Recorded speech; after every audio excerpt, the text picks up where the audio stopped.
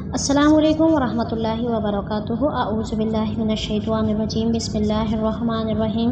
رب اشرح لی صدری ویسر لی امری واحلل عقدۃ من لسانی یفقہوا قولی۔ آج کا درس ہے ہمارا سورہ بقرہ آیت نمبر 28 اور 29۔ پچھلی آیتوں میں ہم نے اللہ تعالیٰ کے وجود، توحید اور رسالت کی دلیلیں واضح کی تھیں اور منکرین اور مخالفین کے خیالات کو رد کیا گیا تھا۔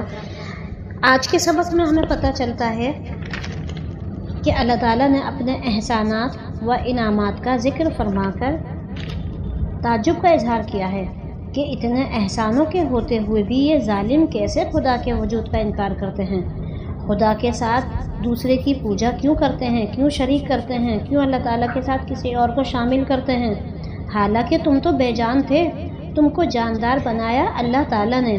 انسان اگر اپنی حقیقت پر غور کرے تو اسے پتہ چلے کہ وہ اپنے باپ کی پیٹھ میں بے جان تھا، اللہ نے اس کو جاندار بنایا اور پھر اس کی عمر کا مقرر وقت پورا ہونے کے بعد اللہ موت دے گا، پھر ایک عرصے کے بعد قیامت میں زندہ کرے گا، پھر تم اس ذات کے پاس لے جائے جاؤ گے۔ کیف تکفرون باللہ، تم کیسے انکار کر سکتے ہو اللہ تعالیٰ کا، کس طرح سے تمہارا دل اس بات کی گواہی دیتا ہے کہ تم اللہ تعالیٰ کی بات کا انکار کر دو۔ اب یہاں اللہ تعالیٰ کی بات کا انکار کرنا دراصل رسول کریم صلی اللہ علیہ وسلم کا بات کا انکار کرنا ہے کہ بندہ جب رسول کی بات نہ مانے، وقت رسول کی بات کو ماننے سے انکار کر دے تو سمجھے اس نے خدا کے حکم کو ماننے سے انکار کر دیا۔ خدا کی جو نشانیاں ہیں، آیات ہیں، ان کو دیکھ کر اس نے اس کو ماننے سے انکار کر دیا۔ تو اللہ تعالیٰ تعجب کرتے ہیں اس بات پر کہ یہ بندے جن کے لیے میں نے ہر چیز بنائی ہے، یہ کس طرح سے میری بات کا انکار کرتا ہے، میری نشانیوں کو دیکھ کر میرا انکار کرتا ہے، میرے رسول کا انکار کرتا ہے۔ اللہ تعالیٰ پھر بتاتے ہیں کہ اس بندے کی حیثیت ہی کیا ہے۔ کنتم امواتا فاحیاکم، تم تو مردہ تھے، ہم نے تمہیں زندہ کیا۔ اموات میت کی جمع ہے، مردہ اور بے جان چیز کو کہا جاتا ہے۔ مراد یہ ہے کہ انسان اپنی اصل حقیقت پر غور کرے تو معلوم ہوگا کہ اس کی وجود کی ابتدا وہ بے جان ذرات ہیں جو کچھ چیزوں کی شکل میں اور کچھ بہنے والی چیزوں میں اور کچھ غذاؤں کی صورت میں تمام دنیا میں پھیلے ہوئے ہیں۔ اللہ تعالیٰ نے ان بے جان ذرات کو کہاں کہاں سے جمع فرمایا، پھر ان میں جان ڈالی، ان کو زندہ انسان بنا دیا اور اس کی ابتدا کا پیدائش کا ذکر کر دیا۔ اور پھر اس مرحلے میں کہ کنتم امواتن، تم تھے مردہ، یہاں ایک بات یہ بھی آ جاتی ہے کہ جب تم تھے مردہ یعنی تم تھے ہی نہیں، مردہ یہاں اس بات کو کہا گیا ہے کہ تم تھے ہی نہیں، اللہ تعالیٰ نے تم کو زندہ کیا۔ عالم ارواح میں جب کوئی انسان موجود نہیں تھا تو اللہ تعالیٰ نے تمام دنیا کے انسانوں کو ایک ساتھ پیدا کیا، یعنی زندگی دی جب بندہ تھا ہی نہیں، اور پھر اللہ تعالیٰ نے اس کو زندہ کیا عالم ارواح میں ایک ساتھ، اور سب نے اللہ تعالیٰ سے اقرار کیا تھا کہ اے اللہ ہم دنیا میں جا کر تیری ہی عبادت کریں گے اور تیرے تمام رسولوں کی پیروی کریں گے۔ تو یہاں وہی تو فرمایا جا رہا ہے کہ اللہ تعالیٰ فرماتے ہیں کہ کس طرح سے تم میری بات کا انکار کر سکتے ہو جبکہ تم تو تھے ہی نہیں، ہم نے تمہیں زندہ کیا، ہم نے تمہیں عالم ارواح میں بنا کر کھڑا کیا اور تم سب نے گواہی دی تھی کہ اللہ ہم تیری عبادت کریں گے اور تیرے رسول کی پیروی کریں گے۔ ثم یمیتکم ثم یحییکم، پھر وہ تمہیں موت دے گا اور پھر وہی تمہیں زندگی دے گا۔ اب ایک زندگی کا مرحلہ یعنی ایک جوڑا تو ہمارا پیچھے گزر گیا کہ ہم تھے نہیں، اللہ تعالیٰ نے ہمیں زندگی دی، عالم ارواح میں اکٹھا کیا، ہم سے کچھ معاہدات ہوئے، وعدے ہوئے، ہم نے اللہ تعالیٰ کے ان وعدوں پر پورا کھرا اتر کے ہم نے کہا کہ اے اللہ ہم تیری ہی عبادت کریں گے۔ وہ زندگی اور موت کا ایک جوڑا پیچھے گزر چکا ہے۔ اب اللہ تعالیٰ فرماتے ہیں ثم یمیتکم، تمہیں پھر موت دے گا، یعنی بندہ عالم ارواح کے بعد اللہ تعالیٰ نے پھر موت دی۔ یہ جو ثم یمیتکم ہے نا، یہ وہی دور ہے جو اللہ تعالیٰ نے پھر موت دی، تمام انسانوں کو سلا دیا، ایک نیند دے دی۔ جیسے کہتے ہیں نا کہ نیند جو ہے وہ موت کی چھوٹی بہن ہے، تو اللہ تعالیٰ نے وہ موت تو نہیں دی ہے جیسے کہ اب ہم دیکھتے ہیں اپنی آنکھوں کے سامنے کسی انسان کی موت آتی ہے، وہ والی موت نہیں تھی۔ ہاں یہ والی جو موت ہے نا، یہ نیند والی موت ہے کہ اللہ تعالیٰ نے عالم ارواح میں زندگی دینے کے بعد پھر موت دے دی۔ اب اللہ تعالیٰ کے حکم سے وقت پر انسان پیدا ہوتے ہیں اور زندگی لیتے جاتے ہیں۔ ثم یمیتکم ثم یحییکم، ہم ہی تمہیں موت دیں گے اور ہم ہی تمہیں زندہ کریں گے۔ تو یہ جو زندگی اور موت کا جو مرحلہ ہے نا، یہ تیسرا اور چوتھا والا ہے. یعنی اب جو اللہ تعالیٰ نے ہمیں جو عالم ارواح کے بعد موت دی تھی تو وہ ہم پیدا نہیں ہوئے تھے. اب ہم جب پیدا ہوئے ہیں تو یہ سمجھے ہماری حیات ہے. ثم یحییکم. اور یہ حیات اصل میں کیا ہے؟ ہمیں ایک آزمائش کا پورا دور گزر رہا ہے کہ ہمیں اللہ تعالیٰ کے کام کرنے ہیں دنیا میں رہ کر، اور اصل میں یہ ہماری نیکیوں کے بیج بونے کا وقت ہے جو ہمیں آگے چل کے ملنے والا ہے. تو یہ زندگی ایک طرح سے اللہ تعالیٰ نے اس لیے بنائی ہے کہ اللہ تعالیٰ جان لے کہ کون میرے لیے عبادت کرے گا اور کون میری آزمائشوں میں کھرا اترے گا اور کون اچھے اور نیک عمل کرے گا. تو اس لیے فرمایا ثم یمیتکم ثم یحییکم. تمہیں ہی ہم نے موت دی اور اب ہم نے تمہیں ہی زندگی دی. ثم الیہ ترجعون. اور پھر آخر تمہیں لوٹ کر اسی کے پاس جانا ہے. تو ایک موت ایک زندگی تو عالم ارواح میں پوری ہو گئی، ایک جوڑا وہاں پورا ہو گیا. پھر دوسری موت اور دوسری زندگی جو ہماری اب چل رہی ہے، یعنی کہ وہ موت جو ہم نے ابھی پیدا ہونے سے پہلے والی تھی جس میں ہم سوئے ہوئے تھے، اب جو ہماری زندگی چل رہی ہے یہ ہمارا دوسرا دور ہے. ایک دور پہلے گزر گیا، اب یہ دوسرا جوڑا ہے زندگی اور موت کا. تیسری جو ہے نا ثم الیہ ترجعون، یعنی اب جو موت آئے گی نا تو وہ اللہ تعالیٰ کی طرف رجوع کرنے والی آئے گی. اب ہم دنیا میں نہیں رہیں گے اس طرح، اور نہ ہمیں نیکی کرنے کا کوئی موقع ملے گا آگے چل کے. تو اللہ تعالیٰ فرماتے ہیں کہ تمہیں لوٹ کر تو میرے ہی پاس آنا ہے. تم تھے ہی نہیں، تمہیں بنایا میں نے، تمہیں زندگی میں نے دی، تمہیں 2 بار سلایا، 2 بار جگایا. یہ مثال ایسے بھی ہم سمجھ سکتے ہیں جیسے کہ بندہ ہر روز رات کو سوتا ہے، دعا پڑھ لیتا ہے اللہم بسمک اموت و احیا، اے اللہ میں تیرا نام لے کر مرتی ہوں، یعنی موت آتی ہے مجھے. بندہ جب رات کو سوتا ہے تو ایک طرح سے موت ہی تو آتی ہے اسے، کیونکہ اس کی سارا جو شعور ہو جاتا ہے وہ ختم ہو جاتا ہے. پھر اسی طرح وہ بندہ جب صبح اٹھتا ہے تو پھر دعا پڑھتا ہے الحمدللہ الذی احیانا بعد ما اماتنا و الیہ النشور. اے اللہ مجھے موت آ گئی تھی لیکن تو نے مجھے زندگی دی اور اب مجھے لوٹ کر تیرے ہی پاس آنا ہے.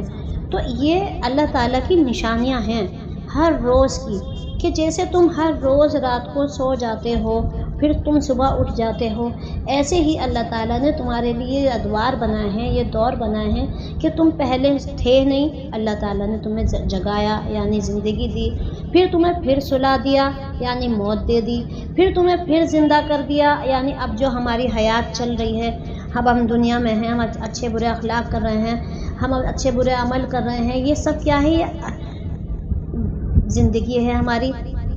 ثم الیہ ترجعون. اسی طرح جیسے کہ ہم اس میں کہتے ہیں وَإِلَيْهِ النُّشُورُ، اور ہمیں تیری ہی طرف لوٹ کر جانا ہے. اور اس میں بھی ہم کیا کہہ رہے ہیں کہ ثم الیہ ترجعون، اور ہمیں تیری ہی طرف لوٹ کر جانا ہے. یعنی پھر یہ کون سا منظر ہے؟ قیامت کے دن کا منظر. یہ سارے ادوار جب بندہ سمجھ لے گا اور جان لے گا تو قیامت کے دن اسے پتہ چل جائے گا کہ مجھے اللہ تعالیٰ نے 2 بار زندگی دی اور 2 بار مہلت دی، 2 بار مجھے پھر موت دے دی. اب میرے پاس آگے کوئی حصہ نہیں ہے کہ میں واپس زندگی والا دور لے لوں اور پھر نیک عمل کروں. لیکن جو کافر بندہ ہوگا جو آخرت میں بالکل یہ دیکھ لے گا کہ اب کوئی چانس نہیں ہے نیکیوں کا، تو وہ پھر کہے گا کہ اے اللہ تو نے مجھے 2 بار زندگی دی، 2 بار موت دے دی، اے اللہ اب تو مجھے ایک موقع اور دے دے، بس میں اس میں خوب نیکیاں کروں، لیکن وہ موقع نہیں ملے گا. لیکن جو نیک بندے ہوتے ہیں نا، اللہ کے مومن بندے ہوتے ہیں، وہ اسی زندگی میں ہی اچھے اچھے کام کر کے نیکیاں کر کے اپنی آخرت سنوار لیتے ہیں. وَالَّذِي خَلَقَ لَكُم مَّا فِي الْأَرْضِ جَمِيعًا. اللہ وہ ہے جس نے پیدا کیا تمہارے لیے جو کچھ بھی زمین میں ہے. اب پھر اللہ تعالیٰ اپنی پھر نشانی بتا رہے ہیں، دکھا رہے ہیں کہ دیکھو تمہاری زندگی اور موت کا دینا میرے لیے کوئی بڑی بات نہیں ہے. جب اللہ تعالیٰ یہ بڑے بڑے کام کر سکتے ہیں، زمین آسمان کو بنا سکتے ہیں، اور جو کچھ بھی زمین میں ہے وہ سب انسان کے لیے ہے. اچھا زمین میں کیا ہے؟ وہ نعمت عامہ کا ذکر ہے جس میں تمام انسان بلکہ حیوانات کے لیے بھی سب کچھ شریک ہے. اور ایک لفظ میں تو ان تمام نعمتوں کا اجمال کیا گیا ہے جو دنیا میں کسی انسان کو حاصل ہو یا ہو سکتی ہیں، کیونکہ انسان کے غذا، لباس، مکان، دوا، راحت کے کل سامان سب زمین ہی کی پیداوار میں ہے۔ اب یہ دیکھو اللہ تعالیٰ نے زمین بنائی، پھر اس کو بچھا دیا فرش کی طرح، پھر اس میں انسان کی ضرورت کا سارا سامان پیدا کر دیا۔ ہر چیز زمین میں ہے، کچھ زمین کے اوپر ہے اور کچھ زمین کے اندر یعنی نیچے ہے، اور ساری چیزیں انسان کے تابع ہیں۔ اب چاہے یہ سامان کہہ لو ان کو، یا تمام حیوانات، کیڑے مکوڑے، درخت، پہاڑ، جو کچھ بھی اللہ تعالیٰ نے بنایا ہے سب انسان کے لیے بنایا ہے۔ اور انسان کے لیے بنانے کے بعد فرمایا کہ یہ سب تمہارے لیے ہے، تم اس سے خوب فائدہ اٹھاؤ، اور ان سب چیزوں سے فائدہ اٹھانے کے بعد مجھے مت بھولنا، کیونکہ میں تمہارا رب ہوں اور تم مجھے ہمیشہ یاد رکھنا۔ اور پھر یہ بھی فرمایا کہ صرف زمین ہی نہیں بنائی، کہ اللہ تعالیٰ نے صرف زمین بنا کر چھوڑ دی، زمین کا بھی جوڑا بنایا ہے آسمان کو۔ ثم استوى الى السماء فسواهن سبع سماوات وهو بكل شيء عليم۔ استوا کا لفظی معنی ہوتا ہے سیدھے ہونے کے، مراد یہ ہے کہ زمین کی پیدائش کے بعد اللہ تعالیٰ نے آسمانوں کی تخلیق کا قصد راست فرمایا، جس میں کوئی حائل اور مائل نہ ہو سکے، یہاں تک کہ 7 آسمانوں کو مکمل بنا دیا، بالکل تخلیق ایسی مکمل فرما دی کہ اس میں کوئی کمی نہیں ہے۔ صرف ایک آسمان بنا کر ہی نہیں فرمایا کہ ہم نے تمہارے لیے ایک آسمان بنایا ہے، بلکہ کیا فرمایا 7 آسمان بنائے ہیں اور بالکل مکمل بنائے ہیں، اس میں تمہیں اگر غور کرو گے تو اس میں کوئی کمی کوئی کجی نظر نہیں آئے گی، جیسا اللہ تعالیٰ نے جب بنایا تھا آج بھی ایسا ہی ہے۔ تو اللہ تعالیٰ کے لیے تو کوئی کام مشکل نہیں ہے کہ وہ کچھ چیز بنانے میں یا کسی چیز کے پیدا کرنے میں اللہ تعالیٰ کو قدرت نہ ہو۔ اللہ تعالیٰ تو ہر چیز پر قدرت رکھنے والے ہیں، ہر شے پر قادر ہیں۔ تو اللہ تعالیٰ نے انسان کے لیے زمین بنائی اور آسمان بنایا، اس سے فائدہ اٹھانے کے لیے اس میں سامان بنائے، اور انسان کو ان سامان سے فائدہ، نفع، نقصان ہر چیز ملتی ہے، وہ اس کے عمل ہیں کہ وہ بندہ ان چیزوں سے فائدہ اٹھا لے یا نقصان اٹھا لے۔ اب جیسے اللہ تعالیٰ نے زمین میں سبزیاں یا پھل بنائے ہیں، تو وہ پھل اور سبزیاں جب اگتے ہیں تو وہ ایک بیج سے اس کی شروعات ہوتی ہے، تو اس سے پتہ چلتا ہے کہ جیسے بچہ چھوٹا ہوتا ہے نا، بیج کے برابر ہی ہوتا ہے، پھر وہ بڑا ہوتا ہے تو ایسے ہی پودا بھی بڑا ہو جاتا ہے، پھر اس میں سے پھل نکلتے ہیں، پھر وہ پھل ایک اپنا رنگ، روپ، خوشبو، ذائقہ لے کر ایک تیار ہو جاتے ہیں، جیسے کہ انسان جوانی میں تیار ہو جاتا ہے۔ پھر ایسے ہی وہ پھل اگر استعمال میں نہ لیا جائے تو وہ بوڑھا ہونے لگتا ہے، اس کی کھال جھلسنے لگتی ہے، اس کا ذائقہ ختم ہونے لگتا ہے، اور پھر ایک دن وہ پھل یا سبزی گل سڑ کر خراب ہو جاتی ہے۔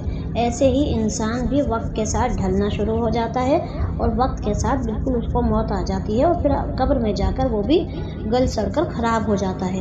تو یہ مثالیں اللہ تعالیٰ نے زمین میں جو ساری چیزیں بنائی ہیں نا، سب چیز مثالوں کے لیے ہیں کہ بندہ کہیں تو غور کرے گا۔ اللہ تعالیٰ نے اسی لیے زمین میں ساری چیزیں ہمارے تابع کر دیں کہ بندے کو کہیں نہ کہیں میری نشانی تو نظر آئے، کہ کسی کو پھل میں نظر آئے تو کسی کو سبزی میں نظر آئے گی، کسی کو پہاڑ میں نظر آئے گی میری نشانی، کسی کو پانی دیکھ کر نظر آئے گی، کیونکہ ہر انسان کا دماغ الگ الگ ہوتا ہے، کوئی کسی چیز پر غور کرتا ہے تو کوئی کسی چیز پر۔ تو اللہ تعالیٰ نے بہت سارے طرح کی چیزیں بنا دی کہ کوئی بھی کسی بھی طرح میری نشانیوں کو دیکھے اور مجھے ہمیشہ یاد رکھے۔ عارف بن عطا نے اس آیت کے تحت فرمایا کہ اللہ تعالیٰ نے ساری کائنات کو تمہارے واسطے اس لیے پیدا فرمایا کہ ساری کائنات تمہاری ہو اور تم اللہ کے لیے ہو۔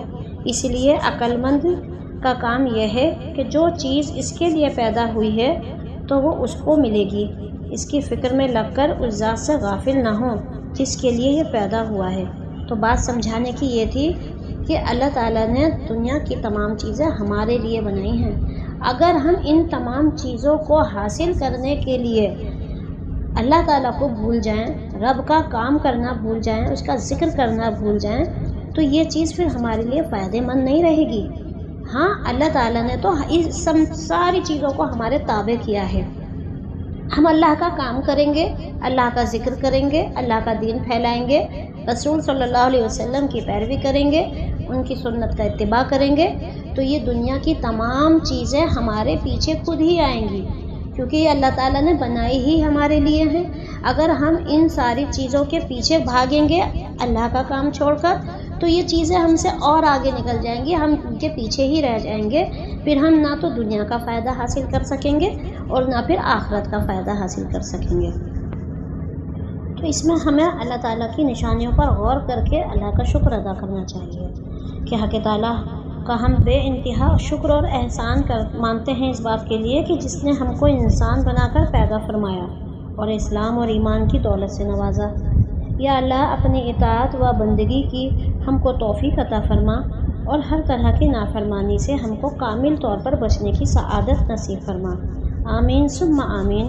وآخر دعواہم ان الحمد للہ رب العالمین۔ السلام علیکم ورحمۃ اللہ وبرکاتہ۔